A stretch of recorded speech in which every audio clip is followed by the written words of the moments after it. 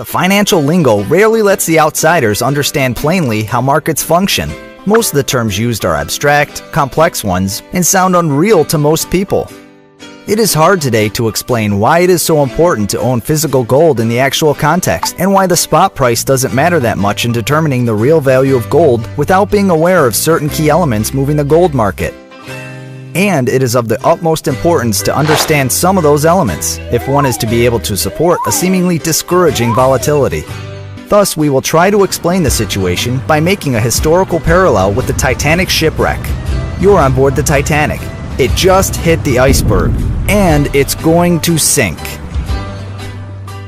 Not all passengers are aware of it, except you and a few others who have the technical know-how to know that the ship cannot be repaired and that it will sink. The situation being so compelling, you belong to those who fully understand the importance of owning a lifeboat.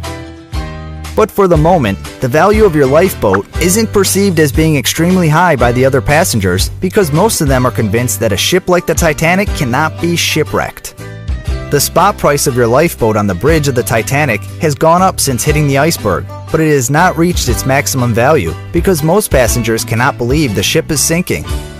But since you know what is going to happen, you're not really worried with the spot price of your lifeboat, especially because you know that the staff members are lying when they're telling the passengers that there are lifeboats for everyone, and not to worry.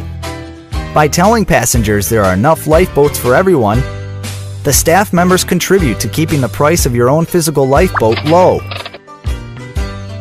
But you know that those lifeboats do not exist, and that the value of your actual physical lifeboat is much greater than its spot price on the bridge of the Titanic, or than the value of certificates given by staff members to passengers and claiming lifeboat delivery promise.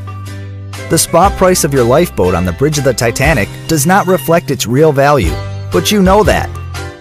In time, its value will explode to the upside. The staff members are manipulating the price of the lifeboats by creating an offer of virtual lifeboats that do not exist. As the owner of a real lifeboat, you aren't that much worried about the manipulation because you know it will cease when all the passengers try to get their hands on a real lifeboat.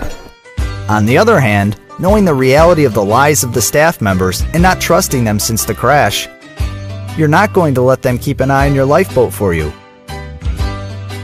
because they just might have promised it to many other passengers, and thus they might not be able to deliver it to you when you need it.